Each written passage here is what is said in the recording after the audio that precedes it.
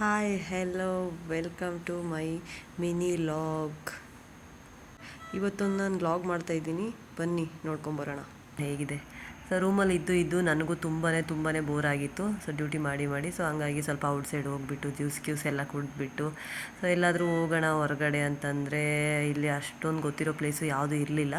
So ಹಂಗಾಗಿ ಆಟೋದವ್ರು ಕೇಳಿದ್ವಿ ಇಲ್ಲಿ ಯಾವ್ದು ಚೆನ್ನಾಗಿರುತ್ತೆ ಅಂತಂದು ಹೇಳ್ಬಿಟ್ಟು, ಯಾಕಂದರೆ ನಾವು ಹೊಸ್ದಾಗಿ ಬಂದಿರೋದಲ್ವ.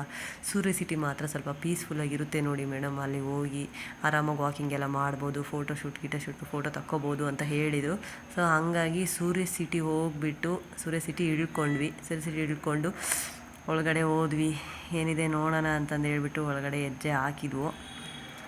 ಅದಾದ ನಂತರ ನಾನು ಗೊತ್ತಲ್ವ ಇನ್ಸ್ಟಾಗ್ರಾಮ್ಗೆ ಪೋಸ್ಟ್ ಮಾಡಬೇಕಂತ ಕಾಯ್ತಾ ಇರ್ತೀನಿ. ಸೊ ನಮ್ಮ ಸಿಸ್ಟರ್ಗೆ ವೀಡಿಯೋ ಹಿಡೀರಿ ಅಂತಂದು ಹೇಳ್ಬಿಟ್ಟು ಸಖತ್ ತಲೆ ತಿಂದೆ.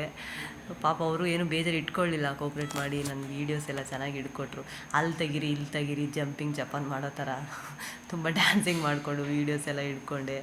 ಸೊ ಆಮೇಲೆ ಅಲ್ಲೇ ತುಂಬ ಪೀಸ್ಫುಲ್ಲಾಗಿತ್ತು ವೀಡಿಯೋ ಹಿಡಿಯೋಕ್ಕೂ ಮತ್ತು ಡ್ಯಾನ್ಸ್ ಮಾಡೋಕ್ಕೂ. ಬರೋರೆಲ್ಲ ನೋಡ್ತಾಯಿದ್ರು. ಸೊ ಏನು ಪರವಾಗಿಲ್ಲ, ಆರಾಮಾಗಿ ವಾಕಿಂಗ್ ಮಾಡಿಕೊಂಡು ಸೊ ನೋಡಿ ಆರಾಮಾಗಿ ತಣ್ಣಗೆ ತಂಗಾಳಿ ಬರ್ತಾಯಿತ್ತು.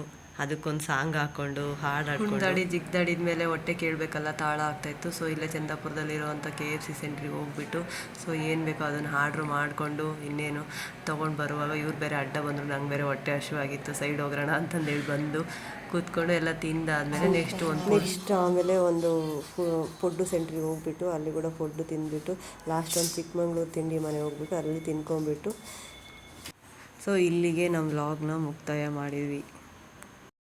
So thanks for watching my vlog.